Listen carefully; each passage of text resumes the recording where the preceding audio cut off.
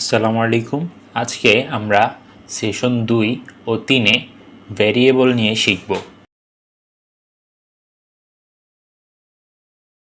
আমি গতকালকে Linux install করেছি, তাই চলো আগে তোমাদেরকে দেখিয়ে দেই কিভাবে লিনাক্সে থনি ইনস্টল করতে হয়। প্রথমে তোমার টার্মিনাল ওপেন করবে, এরপরে জাস্ট একটা কমান্ড লিখতে হবে sudo snap install thony। এবার তোমার পাসওয়ার্ড চাইবে, একটু টাইম নিয়ে ডাউনলোড হয়ে এটা ইনস্টল হয়ে যাবে। এই যে আমাদের থনি ইনস্টল করা হয়ে গেল। একটা মজার বিষয় হলো লিনাক্সে আগে থেকেই পাইথন ইনস্টল করা থাকে। চলো আমরা পাইথনের কোন ভার্সনটা লিনাক্সে ইনস্টল করা আছে সেটা চেক করি। এজন্য টার্মিনালে একটা কমান্ড লিখতে হবে পাইথন 3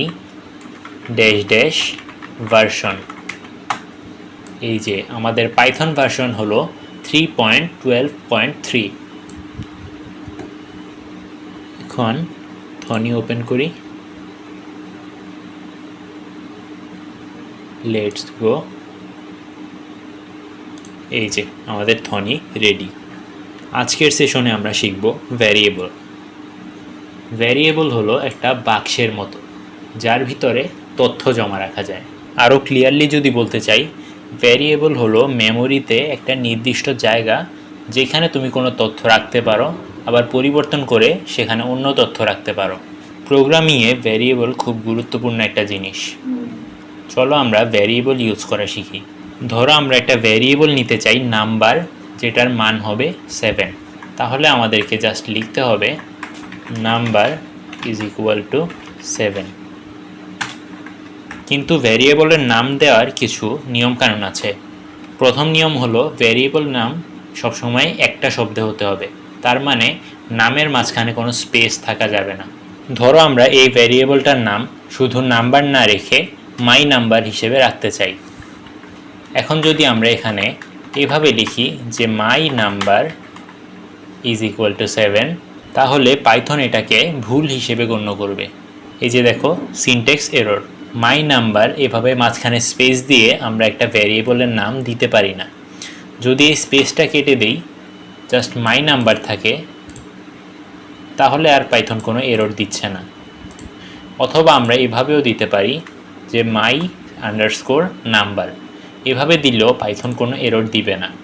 দ্বিতীয় রুলটা হলো কোনো ভ্যারিয়েবলের নামের প্রথম অক্ষর অবশ্যই এ থেকে জেড বড় হাতের অথবা ছোট হাতের অথবা আন্ডারস্কোর হতে হবে। কোনো নাম্বার অথবা চিহ্ন দিয়ে একটা ভ্যারিয়েবলের নাম হতে পারে না। আমরা যদি এক ভ্যারিয়েবলটার নাম নেই 1 নাম্বার এবং রান করি, তাহলে পাইথন আমাদেরকে এরর দিচ্ছে, নামের শুরুতে নাম্বার দেওয়া যাবে না।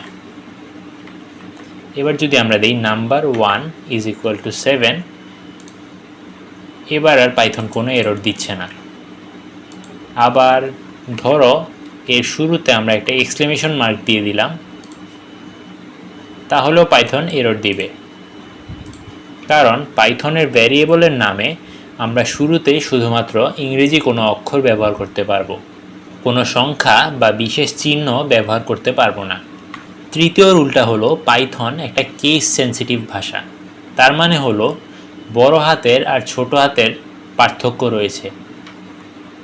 যেমন ধরো আমরা একটা ভ্যারিয়েবল নিলাম নাম্বার 1, আরেকটা ভ্যারিয়েবল নিলাম নাম, বিটা বড় হাতের দিলাম 1 ইজ ইকুয়াল টু 7। এই দুইটা ভ্যারিয়েবল কিন্তু আলাদা। এখানে বি বড় হাতের হওয়ার কারণে পাইথন এটাকে একটা আলাদা ভ্যারিয়েবল হিসাবে বিবেচনা করবে। চলো দেখি আমরা ভ্যারিয়েবলটা প্রিন্ট করতে পারি কিনা। প্রিন্ট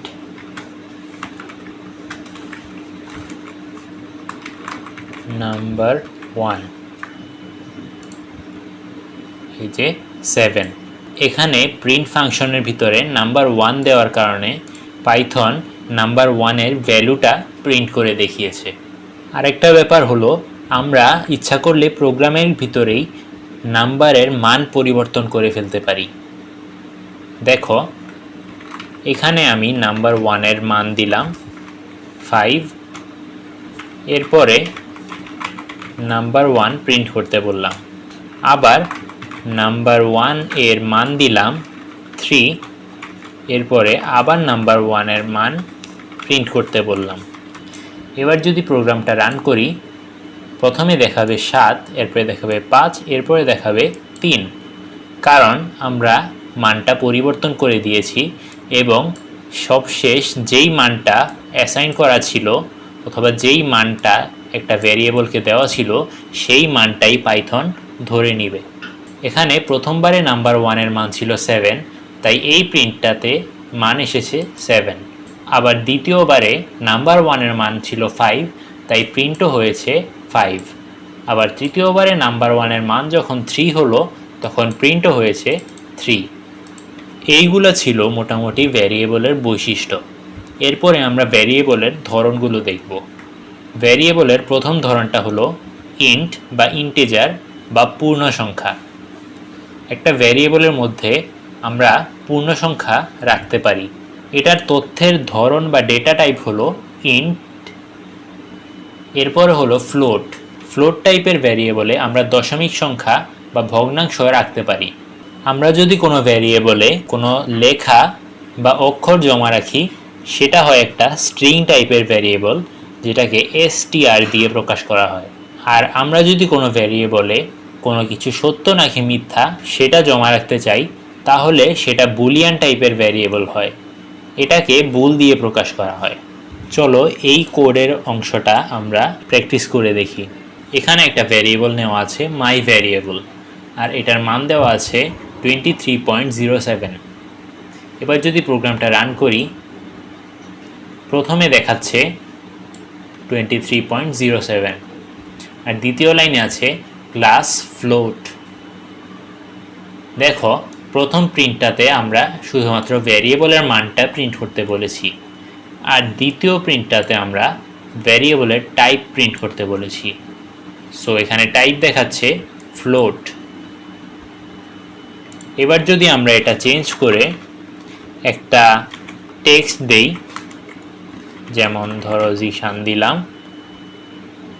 এবার রান করলে প্রথমে নামটা প্রিন্ট হলো আর ভ্যারিয়েবলের টাইপ হিসেবে প্রিন্ট হলো str বা স্ট্রিং।